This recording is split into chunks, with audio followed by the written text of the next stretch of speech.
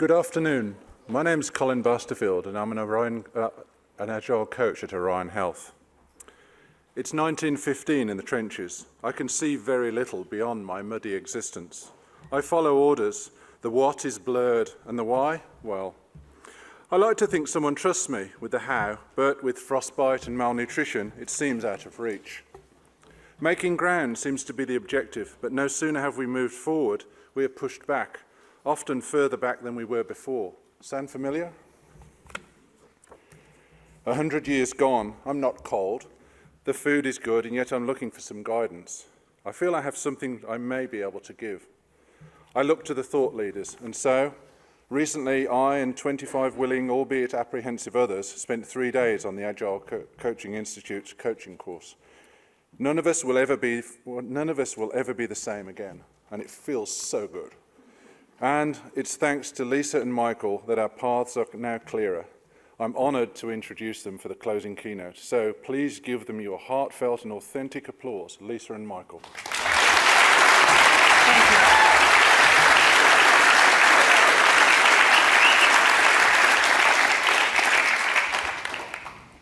Thank you so much. It has been a joy to be here with you the last 2 days and to be part of your conversations, your musings, your questions, your ripping your hair out by the ends. Yeah. And we're struck by the responsibility of both opening and closing this conference. And we're going to do our best. We're going to hear from you at some point. So you might be thinking about what's your biggest takeaway during this conference? So we've had lots of conversation and we've been overhearing. We've been listening to your conversations. Not in an illegal NSA kind of a way, okay? But just, we didn't tap your phones or, do big data or anything, but we've been hearing some of the things you're talking about. And a bit of what it is are things like, how do I deal with this when what I really want is that? That seems to be kind of like a big theme. I want this, but I've got that. How do I deal with it? This is a big word that has been around a lot. We unleashed this word yesterday, and it's been flying around here like crazy.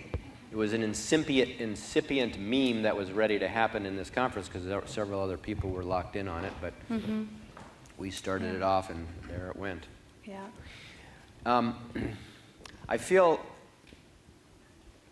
since I've been a big part of introducing this thinking system into the Agile world, I feel a great sense of responsibility about how it's treated and how it's understood or how it's potentially misunderstood. So I want to just say something about a certain kind of an ambition that we can get to make everybody teal, to be teal ourselves, to somehow reach the pinnacle. How do I get them to teal? If I could count the number of times that's been asked me in the last 48 hours, well, I can, but it's a lot. It's a lot of time. And when that ambition comes up in me, because I've certainly felt it before, I've felt wanting to get other people to a different place. What's odd about that, or when I really reflect in the way that I understand this thinking system, part of which is known as spiral dynamics, I realize, that's the orange in me that has that ambition. It's not a teal ambition, it's an orange ambition. Yeah. Because if I'm really acting from teal, what I want is the health of the whole spiral. And I don't have a judgment about one part is better than another. Yeah. I see them all as being appropriate to people's life circumstances and to where they are. And that people will have the reaction that they do, and that I can hold out. That's why we introduced the idea of trial balloons, not as like a first dance move, or inviting somebody to dance with you. And maybe they'll say yes, and maybe they'll say no. And maybe they won't even know what the dance is, and maybe you won't know what the dance is, but the trial balloon allows us to find out whether there's a dance to be had there or whether you need a new partner. Yeah. So what we want for you is to, more than anything, do no harm. Do no harm. As you work with people, as you have aspirations for the organizations, the teams, all the people you work with, all the structures you try to impact in organizations, find out where they are first and go be with them where they are, even though it's not where you want them to be. And then ask yourself very honestly, where is my ambition here coming from? And ask yourself whether or not you're serving them.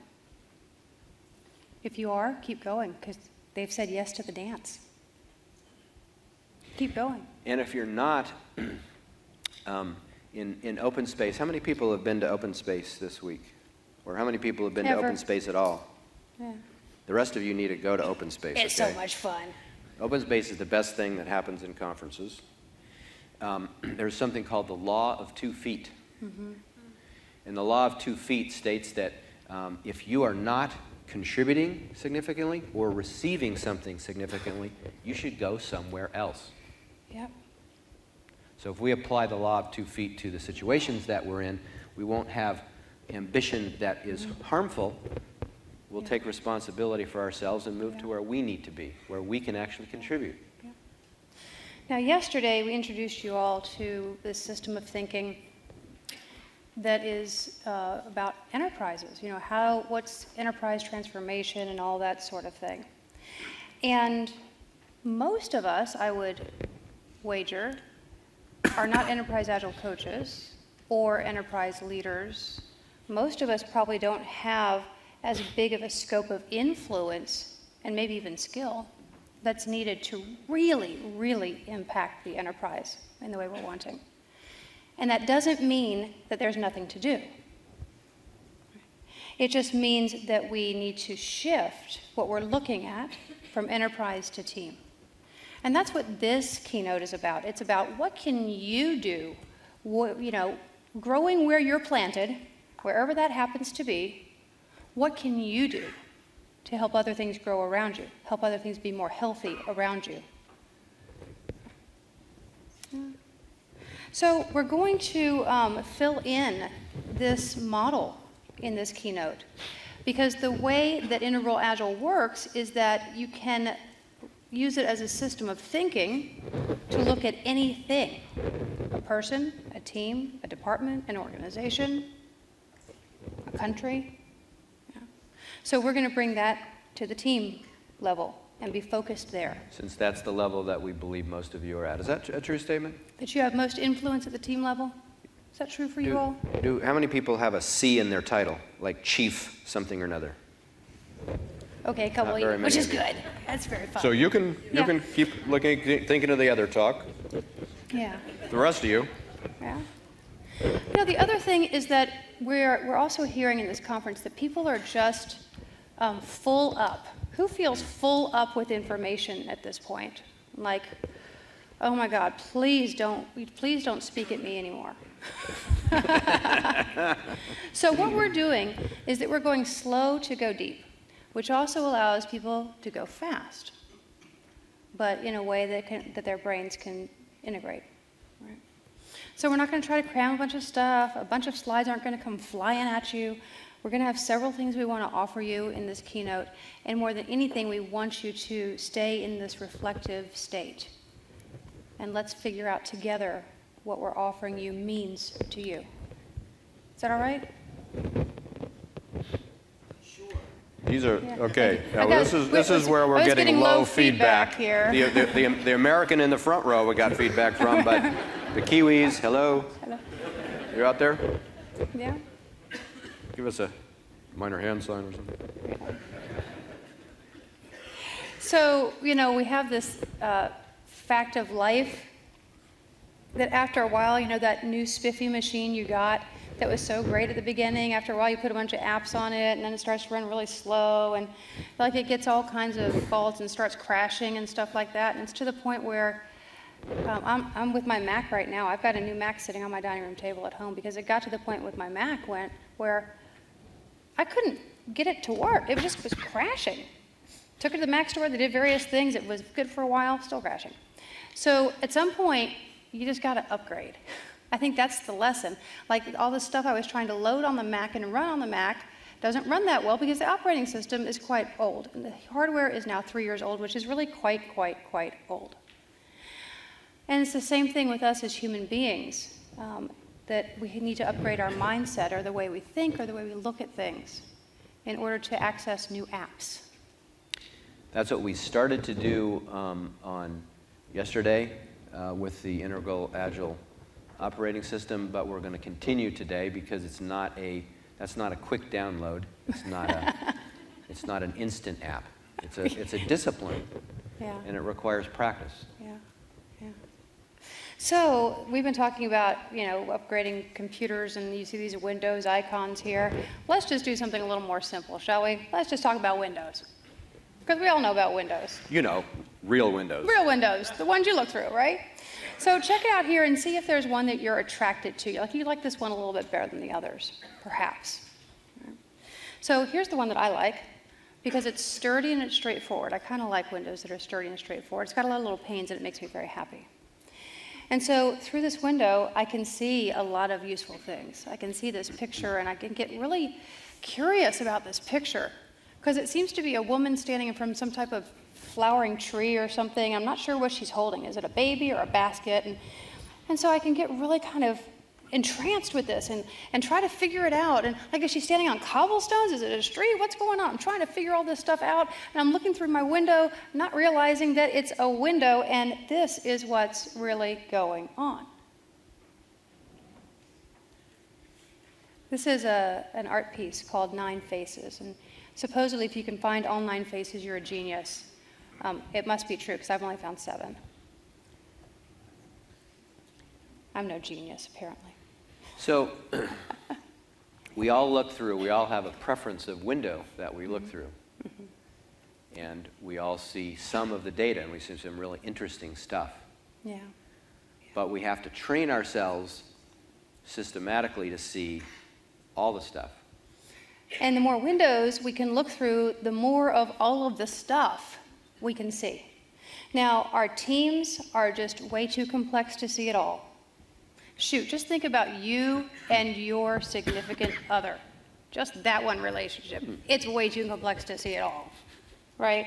So then just imagine all these relationships and all these working structures and everything that impacts people on teams. It's way too complex to see it all. But more windows, more info. That's pretty good. So we want to have you be able to will yourself to look through multiple windows before you decide to act on behalf of improving the health of your team or your teams, whatever the situation is that you're in. So we're going to reprise the integral model just a little bit, and we're going to forget about the Agile context for just a moment, and we're going to talk about something really exciting, depression. Wah, wah. So depression is something that I know about as a clinician because I was trained as a psychotherapist and used to evaluate people that were severely impaired. And it's also touched me personally.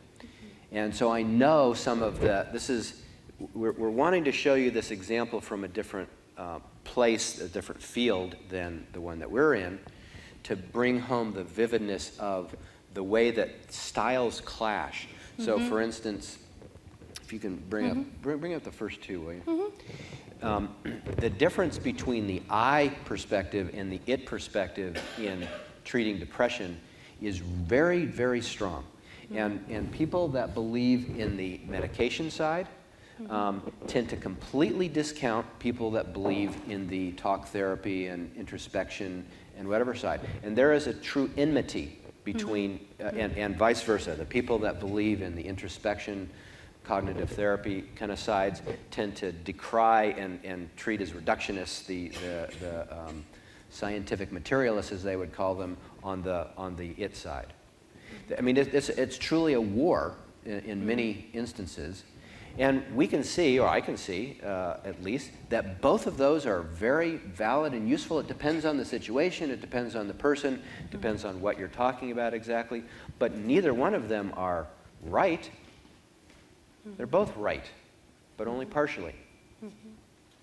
Then down here in the we quadrant, another way of working with depression is having support from your family, having people send good intentions or strength just through their thoughts to you, which does improve your outcomes. There's actually a fair body of scientific research that says people the idea of people praying for you or having good intentions for you affects health outcomes. It affects the world for people to think well of you.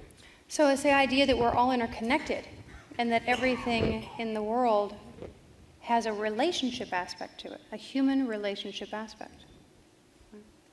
And then in the social structure kind of aside, I don't know, it might not be true in New Zealand or most of the civilized world that has, Good health universal health care, but we don't, even yet, we still don't have that in the U.S. And your socioeconomic status makes it different about your health outcomes, about how you deal with depression or whether you recover from it or whether you get the help you need. Right? So all of these things are important, right? And you wouldn't necessarily want to choose one over the other all the time. And it's the same thing for you as Agilist. The more of these windows you can look through, it's really a discipline, actually, to make yourself look through these different windows at the situation. And perhaps in this not so charged, it might be charged for some of you, but it's not as charged as what we deal with at work.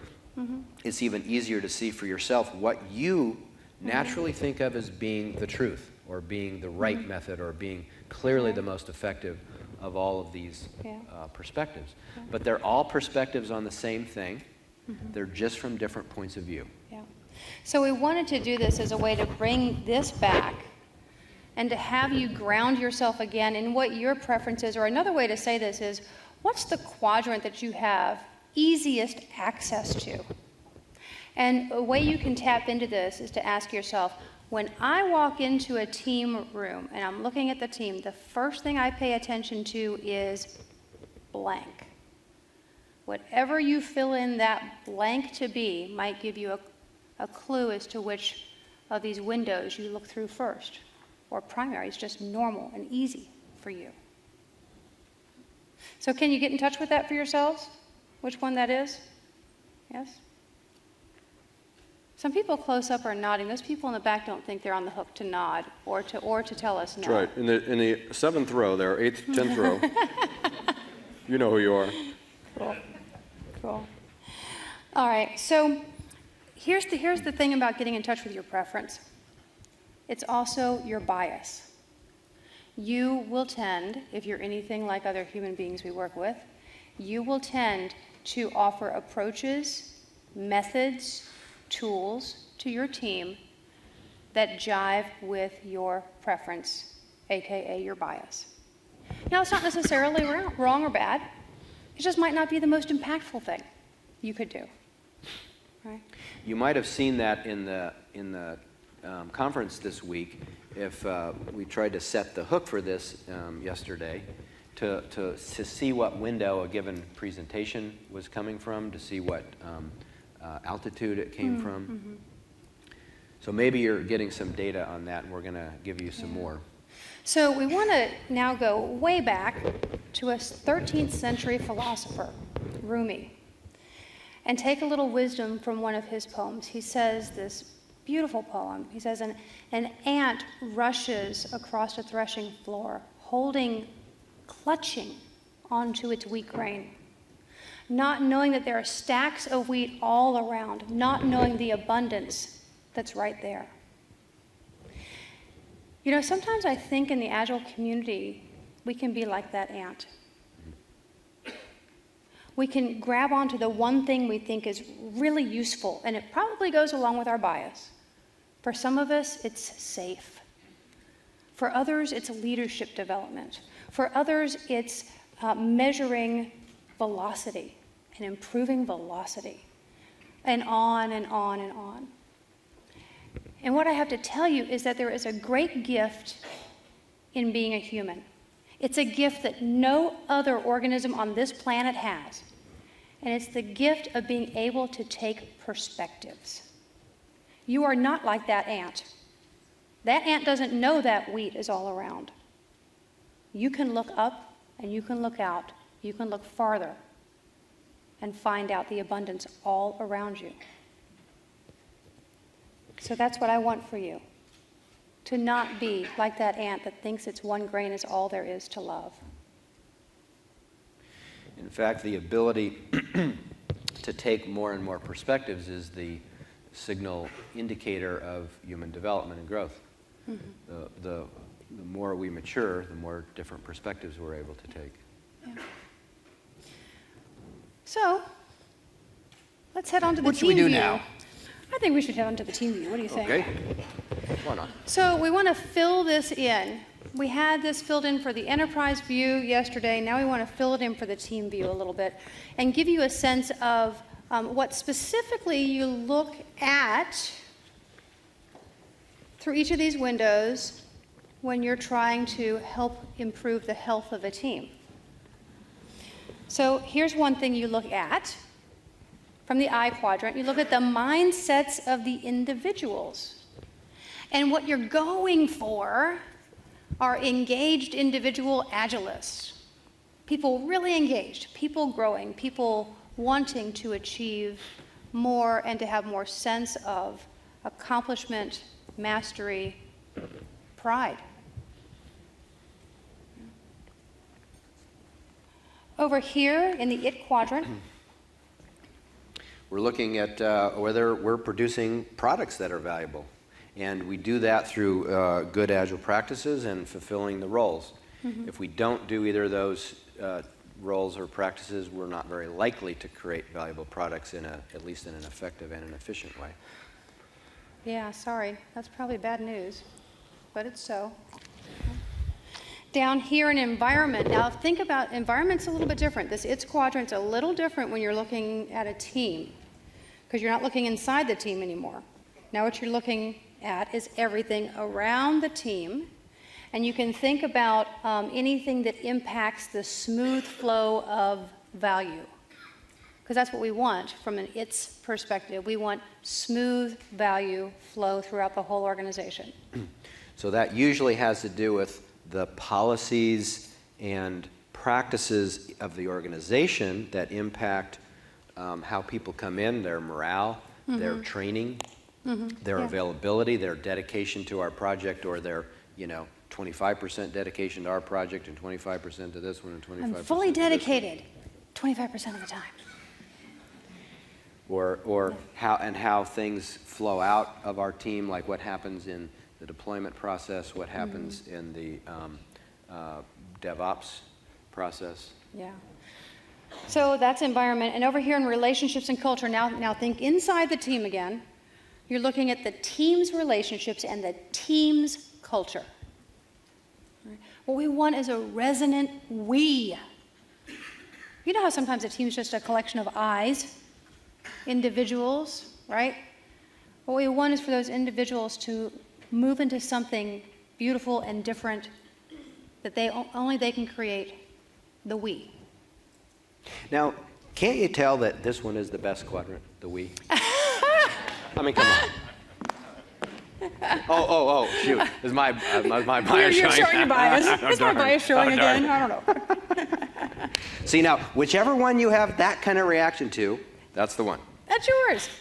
And nothing wrong with that, but just don't stick to the solutions that only come from your quadrant. Now, I wasn't kidding. That was not just a joke. I mean, I was aware in the moment of, I really do that. That just was You were loving that. Yeah, I was feeling that. like you were dying to talk there, and you were like, Lyssa, would you just show up so I can talk there? No, it was kind of cool to hear you say it and like think about you. Oh, God, yeah, I love that. See, okay, so this is an important thing. Whatever people can wax poetical about, that's their primary quadrant.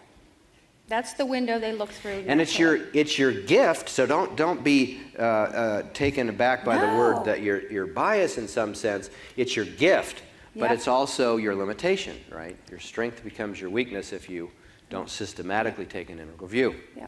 So just to complete this model and have it be same with yesterday, right? So on the right-hand side, this is business agility. On the left-hand side, human systems agility. And what I realized from this projector is that you're not seeing the axis, you know, the cross in the middle, but it's there. Yeah, it's just quite faint. So we need both. We said we needed both for organizational agility, yes, of course, and we need both at the team level too, because teams are the unit of value production in Agile. Everything happens because teams are doing what they do. We wouldn't have Agile if we didn't have healthy teams. And actually, we don't have Dean's quote in here, do we? We don't. Let's tell him that. Okay. Well, let's just tell him the story of sitting across from him in India. Yeah. So we were having breakfast with Dean Leffingwell, who's the creator of SAFE, Scaled Agile Framework, in India. This is about 18 months ago. And just to set the context, do you know how big SAFE is getting around the world? Do you have a sense of that? OMG. I mean, SAFE is going to be bigger than Scrum was. No doubt.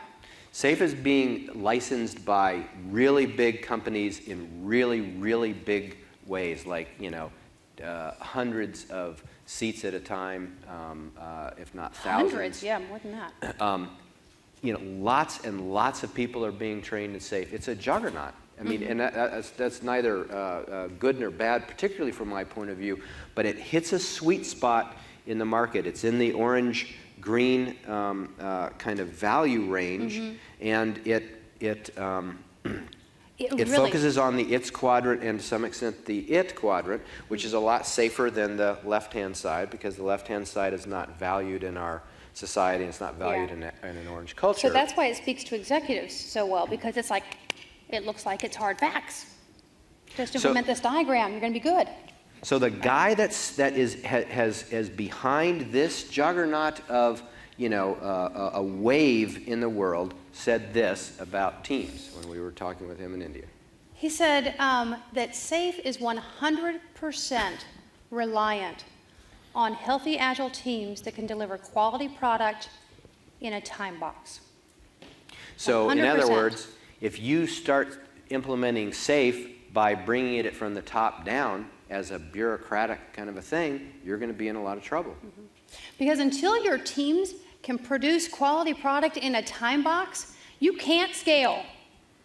You just can't. So enterprise agility depends on team agility. Depends on team discipline and you creating healthy teams. And it also depends on technical agility. That business side, that business agility includes technical agility in there.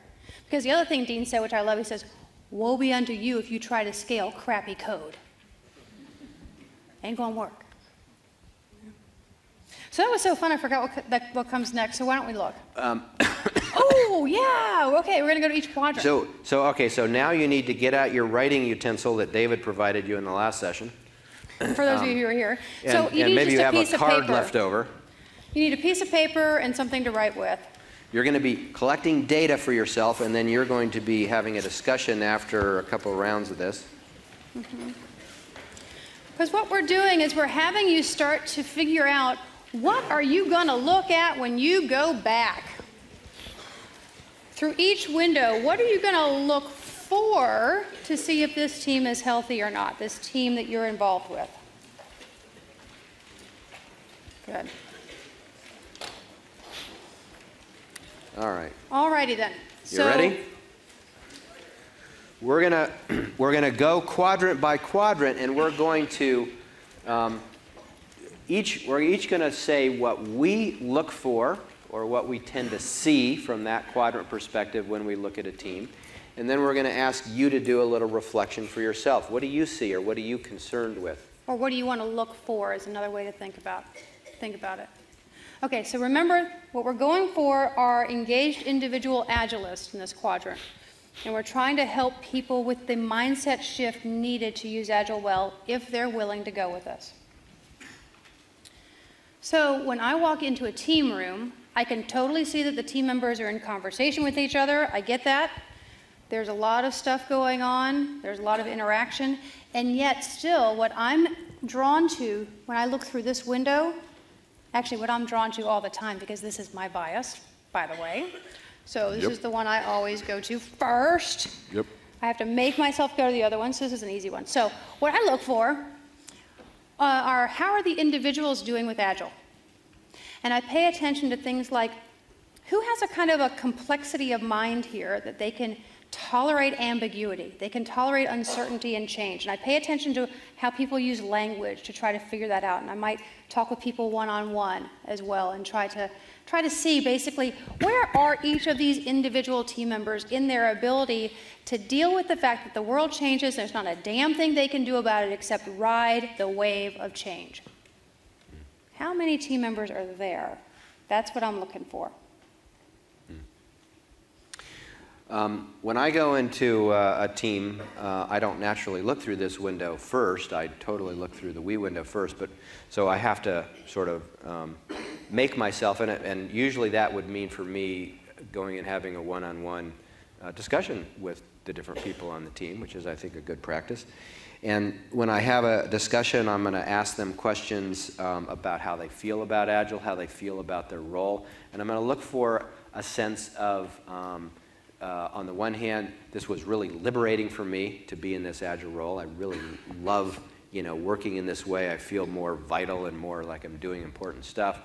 Or I feel like this is just a job. I'm not very comfortable with my role. It doesn't seem really very different than. So I'm looking for their affect, their emotion about things, and their kind of vibrancy with the Agile idea altogether, and comfort with their role. So just imagine right now that you're looking through this window at a team. It might be easier to think of team in general instead of your team, because you might get caught up in your specific scenario if so. Do whatever is easier for you, whatever's going to give you the most value. Yeah, it might be easy to think about if you went into a new team and you were going to start working with them and you were wanting to look through this I window or this mindset window. What would you look at? So go ahead and jot yourself some notes. What would you look at?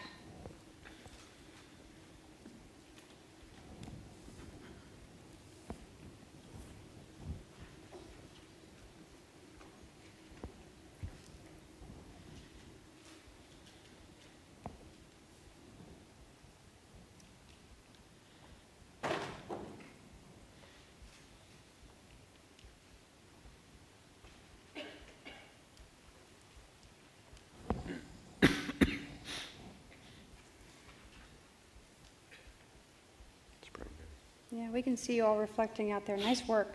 All right, next quadrant, practices and roles.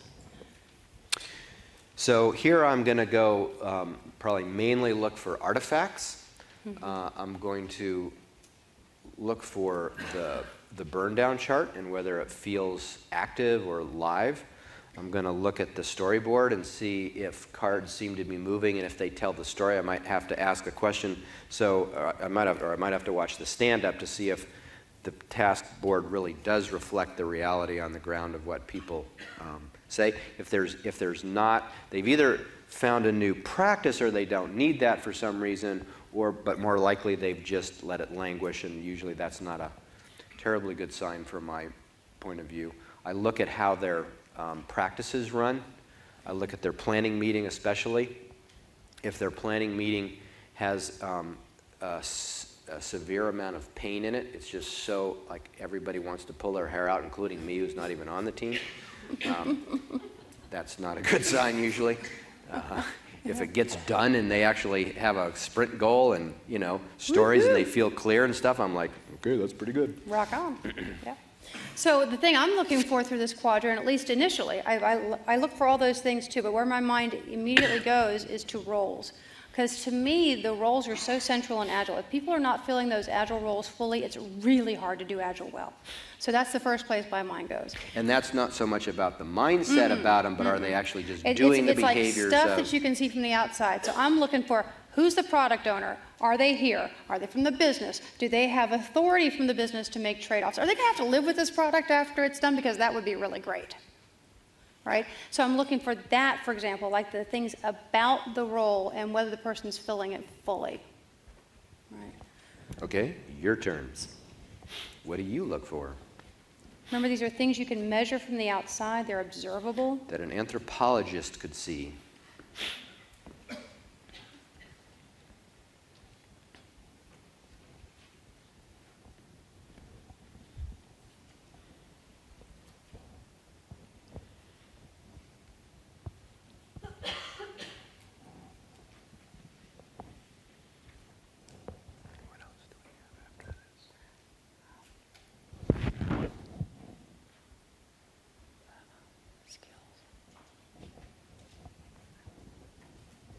All right, let's move on to environment.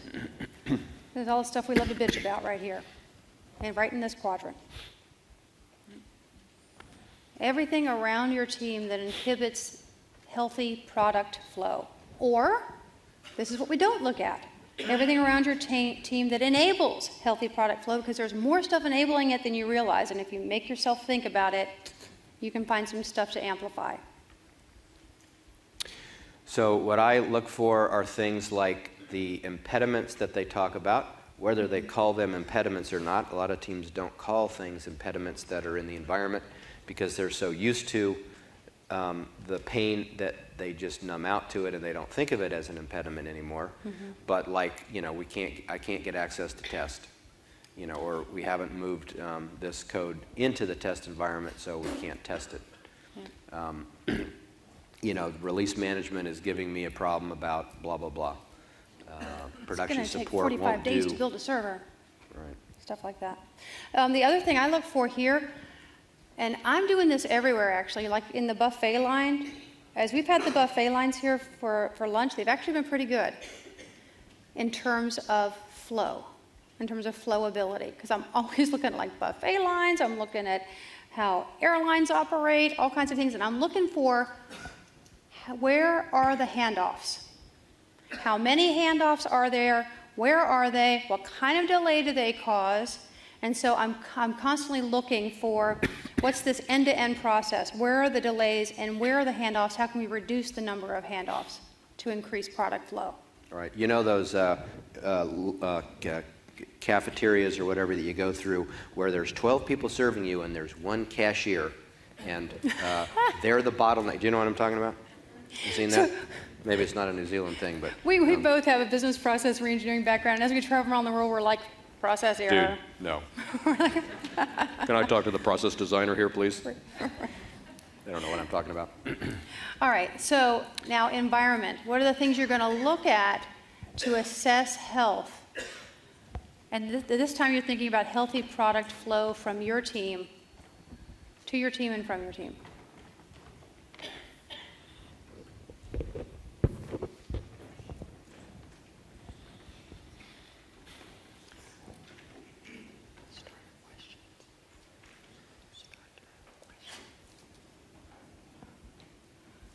Okay, you ready for the last one? D, relationships and culture. Okay, I got to do this one first. So I look for how it feels in the team room and whether I want to be there or not. That's the first clue that I have, because it could be quiet and in flow, right? It could be completely quiet and in this cool state of flow, and you go, man, I could get some good work done here. Or it can be quiet and dead, and you're like, I think I'd kill myself if I had to stay here more than an hour. It could be, this vicious, nasty humor going back and forth, or it could be kind of playful and fun. And those are different things to see in the we space. Yeah. And what I look for is how are they doing with diversity of ideas and conflict? That what I want to see and what I hope to see is a team that has a lot of conflict all the time and that they're very good at navigating through it to come up with a great idea. Now, I don't often see that. So however it turns out, though, that's what I'm looking for. How often do they say dissenting ideas, or different ideas? How often do they express their diversity of ideas to one another? And when they do, how well are they able to use that to springboard to the best idea that hasn't emerged yet? That's what I'm looking for the we space. I want to know about their conflict competence. All right, your turn. What are you looking for?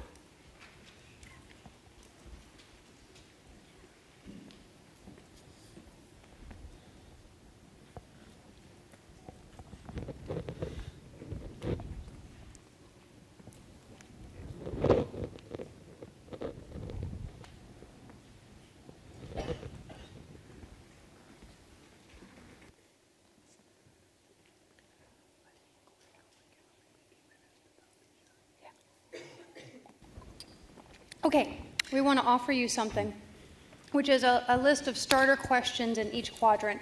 Now, you've just written down a bunch of stuff, right? And from that bunch of stuff are questions you might want to form for yourself. In fact, we suggest you do. Form questions for yourself and go back and start looking at teams through this new set of windows that you've just acquired. Here are some of them that we ask. And then we'll let them talk to each other about this, yes? Yep. So, in the mindset window, do they live Agile values and practices? In a being sense, in a valuing sense, not just do they do them, do they mean something to them? Yeah, is transparency not just a good idea, but something that they do all the time, right? I want to know if they can tolerate ambiguity and uncertainty, because to the extent that individuals can do more of that, then they can be more agile. We live in an ambiguous world. If you were here for David's presentation, you can't resolve that ambiguity a lot of times. You can't have a black and white answer because the world is not black and white. The world we live in is not. And I'm looking for whether leadership moves on a team, and that starts with whether or not the individuals feel free to take leadership when they're actually in the best position to take it, when they have the most information. All right, in the practices window, are the ceremonies fulfilled, the purpose of them? Not just do they get through them, but do they actually fulfill the purpose that it was meant for?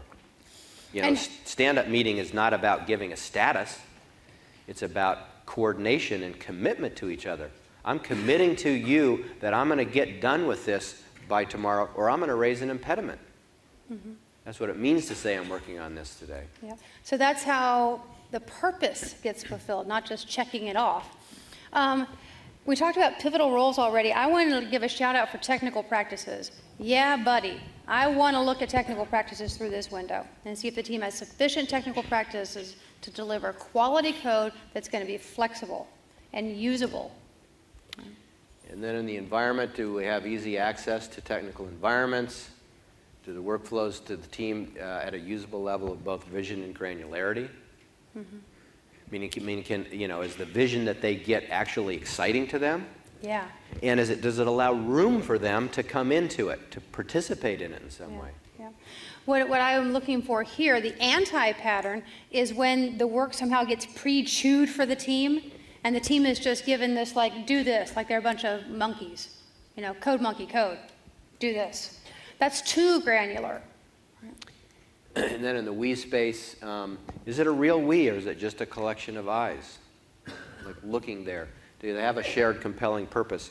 And a compelling purpose is not, we got all the stories done. That's not a compelling purpose. Okay. So this is a starter list of questions, and we really want you to continue to look through these quadrants and make your own list of questions. Keep it running. Keep that list of questions running, and keep looking at the health of the teams. Here's why.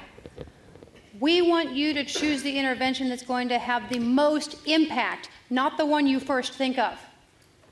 Unless, of course, you've done a bunch of work and then you come back to the first one you thought of and said, that's just going to have the most impact, I should do that. Now we want you to compare notes. So we're going to give you maybe a minute and a half, 2 minutes to the person next to you, talk about the things that you look for in each of the quadrants and how you might relate to this set of questions. Go.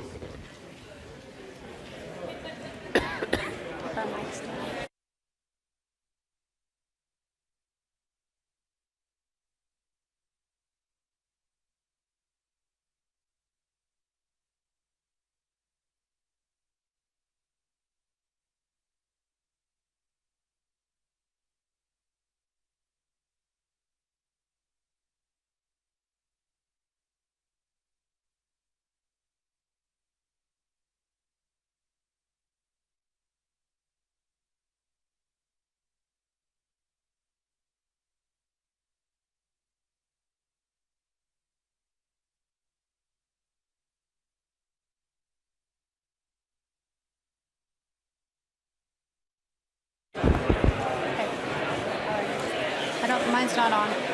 Mine's not on. Mine's not on. Okay. Okay.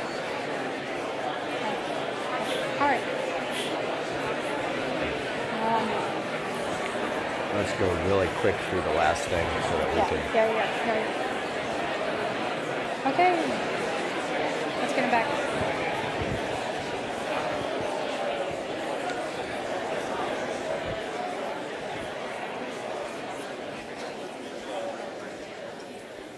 Cool. Thank you. Great. We wanted you to burn a little bit of that energy off and maybe get some ideas from your neighbor. And you can talk to them after. Yeah. Did you get some ideas? Yeah? Cool. You need each other, by the way. Keep talking, like long after this conference is over. So last piece. Last piece. So here's some skills that you can develop in each, from each quadrant perspective that could be useful for working with your team. Yep. Professional coaching for the I, teaching and mentoring for the it, analysis tools for the its, and facilitation for the we. So these are all disciplines outside the Agile world, totally useful inside the Agile world. Professional coaching. Why? Why is professional coaching so important? Because this job is freaking hard. And it confronts everyone. Agile confronts every single person who encounters it. Maybe our kids won't have this problem, but certainly almost everyone in the workplace we encounter now has some problem at some point that Agile causes some type of identity crisis, maybe small, maybe huge. For me, it was gigantic. And professional coaching skills take the stand that the person is smart enough to have their own solutions. If you help them uncover their own agenda and think through things for themselves. And it's the key skill to use when someone is confused or feeling resistant, because you cannot teach or mentor someone out of their resistance usually. Usually people have enough information. That's not the problem, right? Does it help to teach louder when somebody's resistive? I've tried it. Not my experience, but Right. your results may vary. But teaching and mentoring does help a lot for the it stuff. It's totally valid for helping people use the practices well and step fully into the roles. Beautiful for that. Down here in analysis tools, you got to figure out how to amplify the pain that business decisions around your team have on your team. All these business decisions, how HR works in performance management, release management, how that works, whether we're outsourcing to here, there, and everywhere or not, and whether or not that works. All those things are business decisions outside your team's sphere of control, usually. But there's information available all sprint long. It's data laying on the floor. It's under your feet. You're stepping on it and you don't even know it's there. I want you to start picking it up. Start having the team capture delays. Where are the delays from? How much is this costing us? How much is that costing us? And elevate that information to the decision makers in the organization, because they don't know the trade-off decision they made on behalf of your team 9 times out of 10. So analysis tools like value stream mapping, like force field analysis, and many more can help in this quadrant. And finally, in the we space, facilitation, where we take a neutral position, where we don't intrude on the content, where we just apply collaborative skills, and we try to help other people have a voice. And the group have a voice, and the group come to a decision or a understanding together or some kind of alignment. Especially those, you may know the things on the right more likely, maybe you don't, but the things on the left are 21st century leadership skills. All leaders in this century need to know how to do those things better than they do. All right. All right. Instead of taking questions, or maybe we might have time to take questions, I don't know, but yeah, probably not. We wanted to hear from you. We wanted you to hear from you. Yes, we wanted you to hear each other. And this is a leadership practice called a takeaway circle. It's not exactly going to be a circle, okay? Not everybody's going to get a chance to talk. Only a couple people are. And we want you to say one thing that you're taking away from this conference that you want to share with everybody here. And we want you to do that. The discipline is to not tell a big story, not give us all the context. We don't need that, actually. Just tell us using one breath what you're taking away. So if you want to participate in this, raise your hand, and someone will come around with a microphone. There's Big someone right in the challenge. middle, and there's one right in the front. Go ahead in the front. Hi, power of visualization. Power of Power of visualization. visualization. Very nice breath. Go ahead and raise your hand in the middle again so they can know where to take the... And then another person raise their hand. We'll bring the other mic to you, and we'll stage it that way. Down here, great. Hold up a mirror and get to know thyself. Hold up a mirror. Get to know myself. Make sure that you're looking at the agile transformation through different lenses. Don't be aware of your bias. Great. Some more. Right here.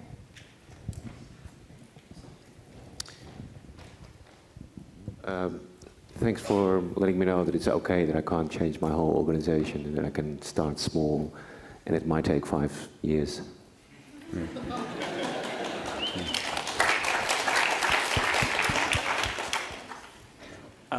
Agile is not a methodology.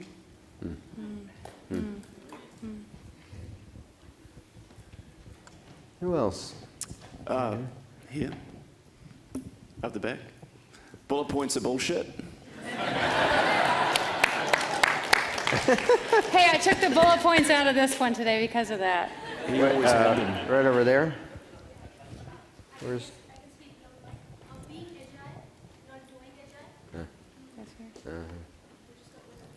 Resetting your technologies drastically can force collaboration. It came out yesterday.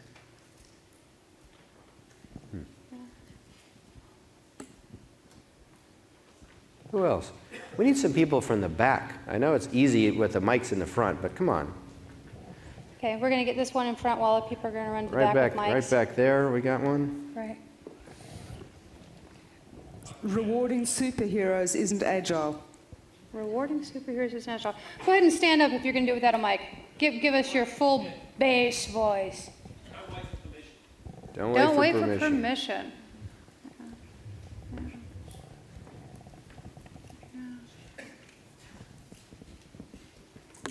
Don't fixate on practices. Practices change. Right here.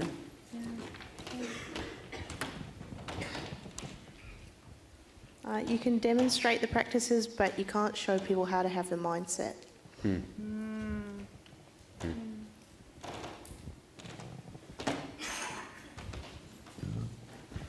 Trial balloons. Trial balloons. Oh, we found out from Diego, who might still be in the audience here, what that means. You want to know? Yeah. Okay. So, when a hot air balloonist is getting ready to take their balloon up, since you can't steer a balloon, you have to figure out what's going to happen once your balloon gets up there and your bodies are in that basket. Your life is hanging in the balance. Right? So you don't want to, go up there first by yourself. You let off 3 trial balloons, and in slightly different angles and at different altitudes, and you can track where the wind takes the trial balloons so that you can know that when you take your balloon up there, where you're going to go, and that it's not going to be into some big freaking skyscraper. See, that's exactly what a trial balloon is in your organization. Float several trial balloons and see where the wind takes them, see how they see how they resonate for people or don't, before you risk taking your body up there. The other thing about trial balloons is sometimes you have to repeat them, Oh, yeah. particularly to different people at different times. And that they may change over time. They do. Yeah. One more? I think we're done. Yep, maybe we're done. You're All right. quite a special group. What's funny about that? Just want to let you know I've really enjoyed being with you these last 2 days. And for Michael and I, it's been a trial balloon for us. of exposing more of this framework to an audience, and at both levels of organization and team, and seeing how they worked with it. I don't think our balloon exploded in a helium flyer, so we're okay. Thank you for having us. Yes.